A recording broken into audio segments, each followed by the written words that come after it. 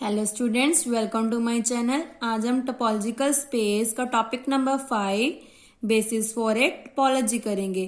Previous video में हमने definition की थी basis and topology generated by basis. अगर आपने ये वीडियो नहीं देखी है तो डिस्क्रिप्शन में प्लेलिस्ट का लिंक गिवन है, आप वहां से देख सकते हैं। Now theorem number 2। Theorem number 2 में क्या है? The collection T generated by basis B is a topology on X।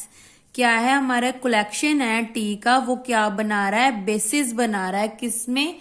कौन से सेट में? ऑन X सेट में। बेसिस इटसेल्फ क्या बनाती हैं? टोपोलॉजी, जो हमने प्रीवियस लेक्चर में किया था।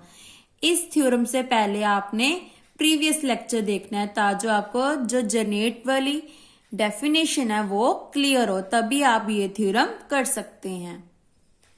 लेट टी क्या है? हमारा कलेक्शन है किसका? बेसिस का। Since phi does not contain any element, मतलब क्या है? फाई किसी भी एलिमेंट को कंटेन नहीं कर रही, देयरफॉर फाई किसको बिलोंग करेगी? टी को। ट्रिविली मतलब होता है अपने आप फाई में चले गई। जो फाई है वो किस में चले गई? टोपोलॉजी में, क्योंकि ये टोपोलॉजी की क्या होती है? डेफिनेशन। फाई और एक्स क्या है? खुद ही टोपोलॉजी में बिलोंग करते हैं। मेन क्या होती है?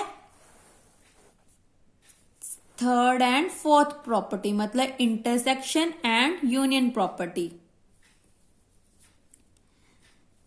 Since B is a basis set, therefore for each x belongs to x, therefore B belongs to B such that x किसको बिलोंग करेगा? B को, और B किसका सबसेट है? x का। ये किसकी डेफिनेशन है? जनरेटेड टोपोलॉजी जनरेटेड बाय ए बेसिस की। क्या है? x किसको बिलोंग करेगा? B को, और B सबसेट है x का। क्योंकि हमें क्या क्या गिवन है? x बिलोंग्स कर रहा है b को, और b सब बिलोंग कर रहा है बेसिस को। तो मैंने कैसे सिखाया था? पहले नीचे फिर ऊपर, जैसे हमने प्रीवियस में किया था। यहाँ पे इसलिए बोल रही हूं कि पहले आपने प्रीवियस लेक्चर देखना है इस थ्योरम से पहले, और ये थ्योरम बहुत इंपॉर्टेंट है। बेसिस की कोई भी थ्योरम और एग्जाम्पल आपने स्किप नहीं करनी, क्योंकि सभी एग्जाम्पल्स एंड थ्योरम्स इंपॉर्टेंट हैं। तो इसका मतलब क्या कर? एक्स किसको बिलोंग कर गया? टी को। नेक्स्ट थर्ड क्या है हमारी? यूनियन। बट इन्होंने क्या किया? फोर्थ पहले प्रूव कर दी, पहले इंटरसेक्शन को प्रूव कर दिया। बट हम पहले यूनियन की करेंगे, तो यूनियन स्टार्ट करते हैं। Let union of U alpha, आप यू अल्फा की जगह ए अल्फा भी ले सकते हैं। Be an arbitrary collection of element of T, मतलब लेट कर लिया एक्स किसको बिलोंग कर रहा है? हमारा union of U alpha. Then अगर यूनियन को बिलोंग कर रहा है तो हमारा एटलीस्ट यू बीटा को बिलोंग करेगा, मतलब एक को तो जरूर बिलोंग करेगा, क्योंकि इसकी जो इंटरसेक्शन है यूनियन है वो नॉट इक्वल टू फाई है। नॉट इक्वल टू फाई क्यों है? क्योंकि इसमें एक्स से हमारा एलिमेंट एग्जिस्ट करता है, या एक्स इसमें एक एलिमेंट है किसमें? यूनियन में। तो इसीलिए हमने ले लिया एक्स बिलोंग कर रहा है यू बिट्टा को। Beta belongs to capital lambda. Therefore, there exists some B belongs to beta such that X belong कर रहा है B, B is subset of U beta। फिर से वही आ गया, X किसको बिलोंग कर रहा है? U बीटा को, और यहां पे हमने क्या लिया है? B belongs to बीटा, मतलब X बिलोंग कर रहा है B को, और B किसका सबसेट है? U बीटा का। ऐसे आपको इजी रहेगा। फिर से हमने यहाँ पे रीजन क्या लिखेंगे? By definition of basis of a topology, या बेसिस जनरेटेड बाय क्या था? Topology generated by basis. So साथ में आपने यहाँ पे रीजन लिख देना है। अब यू बिट्टा को बिलोंग कर गया तो यूनियन को भी बिलोंग कर गया, यही हमने लेकर आना था कि एक्स किसको बिलोंग कर रहा है? यूनियन को। तो यूनियन किस में चले गई? टी में। अब हमारा एक पार्ट और रहता है, फोर्थ पार्ट में क्या है हमारी इंटरसेक्शन। इंटरसेक्शन किसको बिलोंग करनी चाहिए, टी को। इंटरसेक्शन के लिए हमने दो एलिमेंट्स ले लिए u1 u2। आप यहाँ पे a1 a2 भी ले सकते हैं। अब हमारे पास क्या बन रहा है, दो केस बन रहे हैं, या तो वो फाई के इक्वल है या फाई के इक्वल नहीं है। अगर फाई के इक्वल है देन क्लियर है कि इसकी जो इंटरसेक्शन है वो भी फाई के इक्वल आएगी। तो फाई के इक्वल है तो हमने ऊपर लिया था कि फाई बिलोंग कर रहा है टी को बाय प्रॉपर्टी 1 से। तो यहां पे क्या बन गया, इंटरसेक्शन बिलोंग करेगी टी को, वैसे यहां पे लिखा हुआ था। अब हमारे पास सेकंड केस क्या है कि दोनों इक्वल नहीं है। अगर दोनों इक्वल नहीं है इसका मतलब फिर से दो केस बन गए। अगर तो इंटरसेक्शन फाई के इक्वल है देन क्लियर है, अगर इक्वल नहीं है तो इसका मतलब एक एलिमेंट होगा, तभी इसकी जो इंटरसेक्शन फाई नहीं है।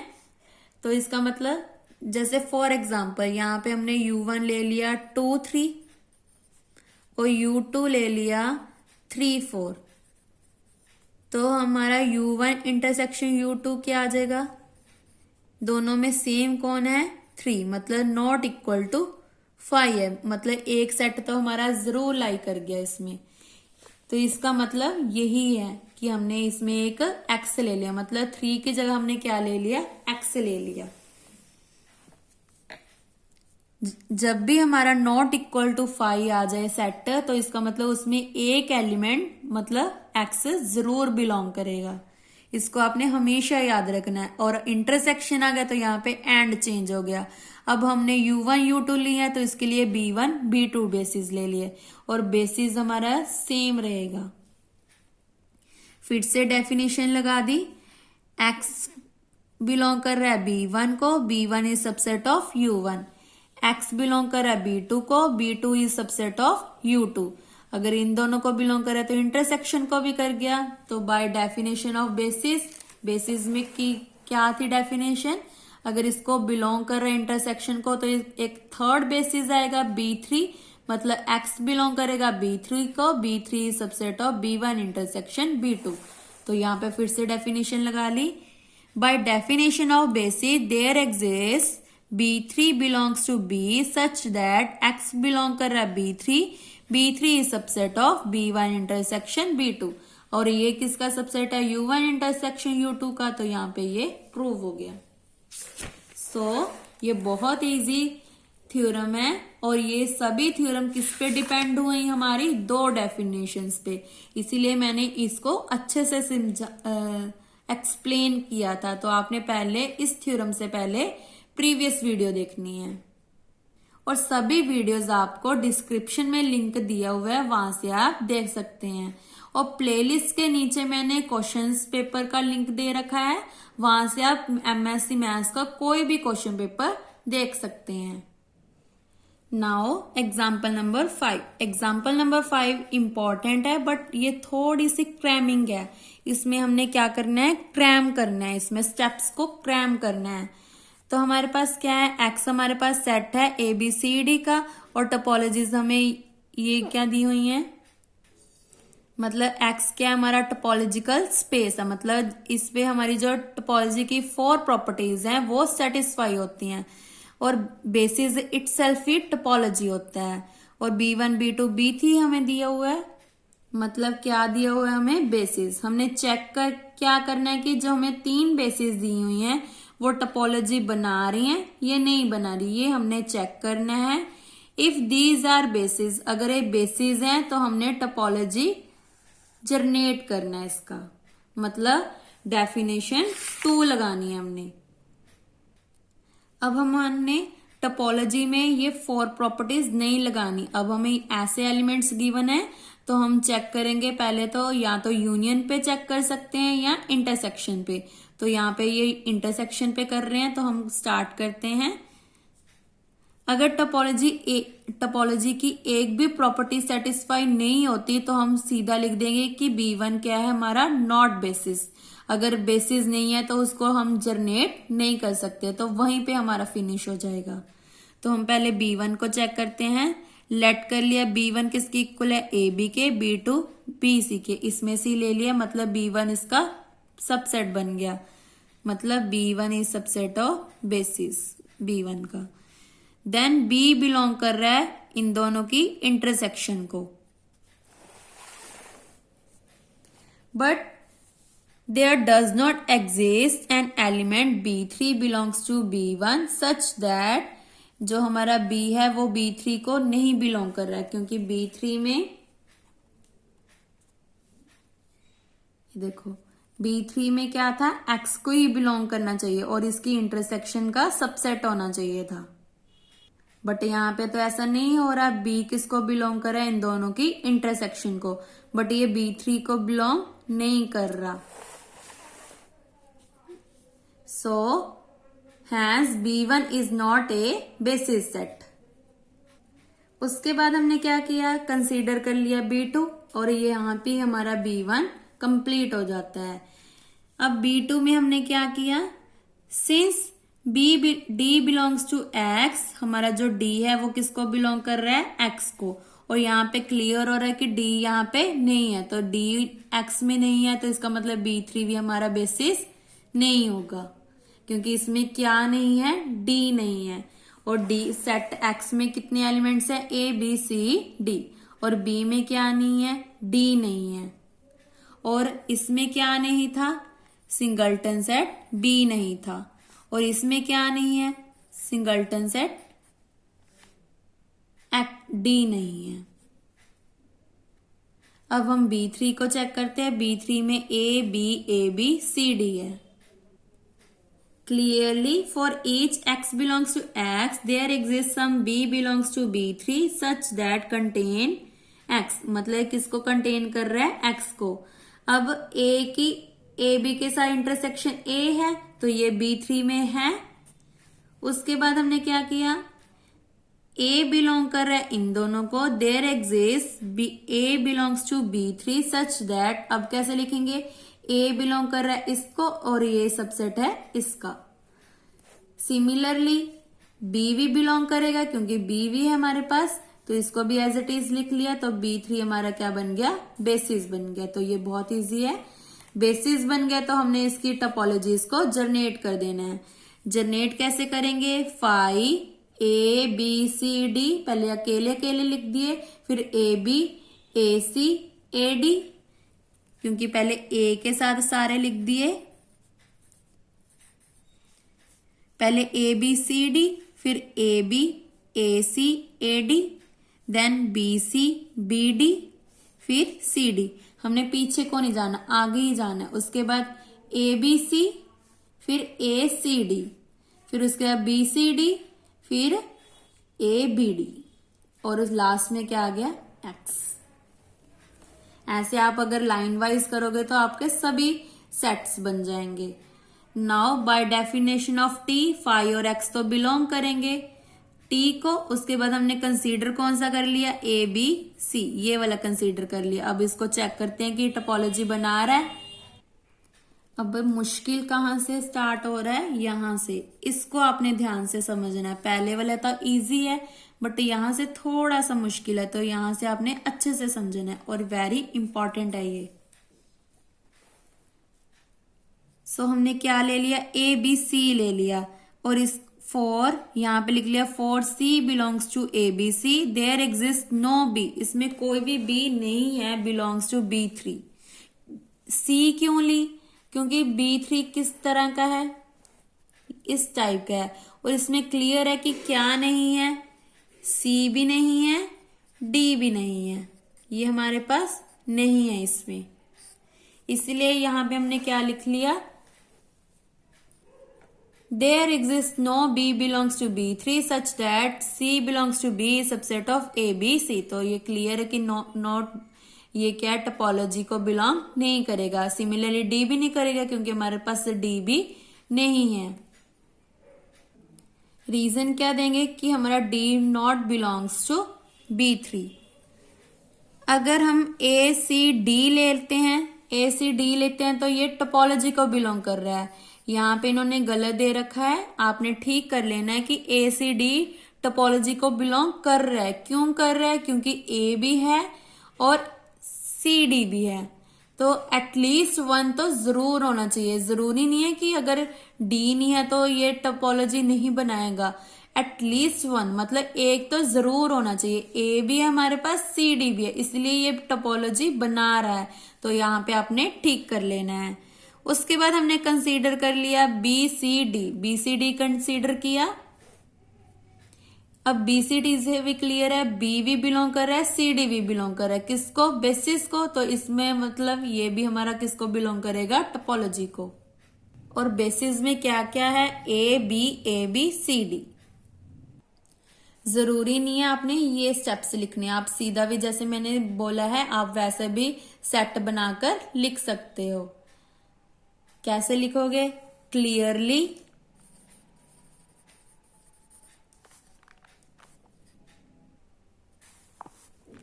B, C D belongs to basis 3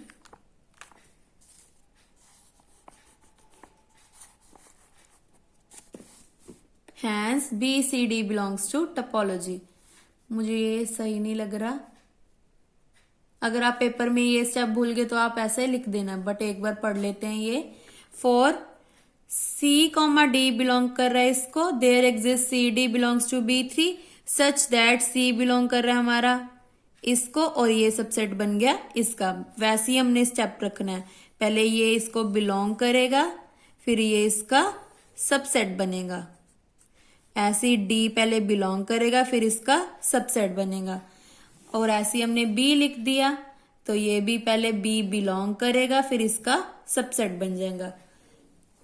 तो यहां से क्लियर है कि ये टपोलॉजी बन गया। अगर आप ये भूल गए ये स्टेप्स लिखने तो आप ये लिख देना, वैसे मुझे ये सही नहीं लग रहा लिखा हुआ। नाउ कंसीडर कर लिया हमने ए बी। ए बी भी सेम है, ए भी बिलोंग कर रहा है, बी भी बिलोंग कर रहा है, तो ये भी टपोलॉजी को बिलोंग कर रहा है। फिर से वही लिखेंगे, ए बिलोंग कर रहा है पहले इसको, फिर ये बन गएगा इसका सबसेट। बी बिलोंग करेगा इसको, फिर ये सबसेट बन गया इसका। ये कौन सी डेफिनेशन है? सेकंड वाली। टपोलॉजी क्या था नहीं, topology generated by A basis. मैं भूल जाती हूँ इसकी definition. Topology generated by A basis, पहले है बेसिस, फिर topology generated by A basis. उसके बाद हमने क्या लिया? सारे देखने हमने एलिमेंट्स। सिमिलरली सी डी भी बिलोंग करेगा, फिर हमने ए सी ले लिया। ए सी क्यों नहीं बिलोंग करेगा? क्योंकि इसमें ए तो है बट सी नहीं है। क्योंकि मैंने क्या बोला कि एटलीस्ट एक तो जरूर होना चाहिए। ना तो यहाँ पे सी है ना ही ए सी है, तो दोनों ही नहीं है, तो इसका मतलब ये नहीं बिलोंग करेगा। ऐसे ए डी भी नहीं बिलोंग करेगा, सी डी भी नहीं, बी डी भी नहीं। उसके बाद हमने ए ले लिया। ए तो बिलोंग कर ही रहा है क्योंकि ये B3 में है। सिमिलरली बी भी बिलोंग करेगा बट सी नहीं बिलोंग करेगा क्योंकि सी हमारा नहीं था। सी एंड डी बिलोंग नहीं करेगा क्योंकि B3 में क्या क्या है? ए था, बी, ए बी, लास्ट कौन था? कौन सा था? C D.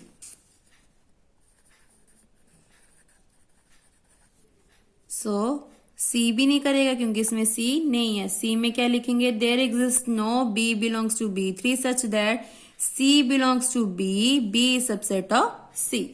यहाँ पे इन्होंने गलत दे रखा, आप ठीक कर लेना। सो ये भी बिलोंग नहीं करेगा। तो टपोलॉजी में क्या क्या आ गया? Phi A B C D, B C D, A C D, X. ये देखो कितने कम रह गए। पावर सेट में कितनी सारी टपोलॉजीज थी, तो ऐसे आपने चेक करना है। तो ये बहुत इंपॉर्टेंट एग्जाम्पल है। पहले आपने क्या करना है? B1 पे बेसिस की डेफिनेशन लगानी है, B2 पे, B3 पे। B1 B2 पे तो डेफिनेशन सेटिस्फाई नहीं हो रही। क्यों नहीं हो रही? क्योंकि इसमें B नहीं है और इसमें D नहीं है। उसके बाद B3 पे सेटिस्फाई होगी, फिर उसके बाद हमने टपोलॉजीज की कलेक्शन बना दी। ये देखो टपोलॉजी जनरेटेड बाय बेसिस, हमने फाइंड करनी थी टपोलॉजी की कलेक्शंस। सो लास्ट पे कौन कौन सी आ गई, 5 एंड x तो जरूर आता है। उसके बाद ए बी सी डी, यहां तक क्या थे हमारे B3। उसके बाद क्या आगे B C D A C D, मतलब एक ए बी ऐड हो गए और एक ए ऐड हो गया, बाकी सारे क्या हैं, नॉट टोपोलॉजीज हैं। तो आपने ऐसे याद रखना है कि यहां तक बेसिस थे, उसके बाद बी ऐड हो गया और एक ए ऐड हो गया। इसी के साथ हमारी एग्जाम्पल नंबर 5 और थ्योरम कंप्लीट होती है। एग्जाम्पल नंबर 6 आपका होमवर्क है, डिस्क्रीट टोपोलॉजी है और इसकी डेफिनेशन हमने पहले कर ली है। एग्जाम्पल नंबर 7 भी आपका होमवर्क है और इस पे इनडिस्क्रीट टोपोलॉजी है। Example number 8 is very important और ये 2019 में 3 मार्क्स में आई है। सारी एग्जाम्पल बहुत इजी है, मेन आपने ये याद रखना है, इसमें ये स्टेप्स याद रखने हैं आपने, इस पे आपने CTM डाल लेना है। बाकी सारे इजी स्टेप्स हैं जिसपे हमने डेफिनेशन लगानी है, बस ये स्टेप याद रखना है कि हमने एप्सिलॉन को क्या चूज करना है। उसके बाद example number 9 is very important और ये भी बहुत इजी है, ये भी आपका होमवर्क है। एग्जाम्पल नंबर 10 ये भी बहुत इजी है, इसमें विकर की डेफिनेशन लगानी है हमने। और एग्जाम्पल नंबर 11 हम नेक्स्ट वीडियो में करेंगे, मतलब आपके 10 तक एग्जाम्पल्स होमवर्क में हैं। अगर आपको प्रीवियस किसी भी एग्जाम्पल में डाउट हुआ तो आप मुझे कमेंट करके पूछ सकते हैं, और इसकी जो ये है ये मैं आपको नेक्स्ट वीडियो में समझाऊंगी। Thank you.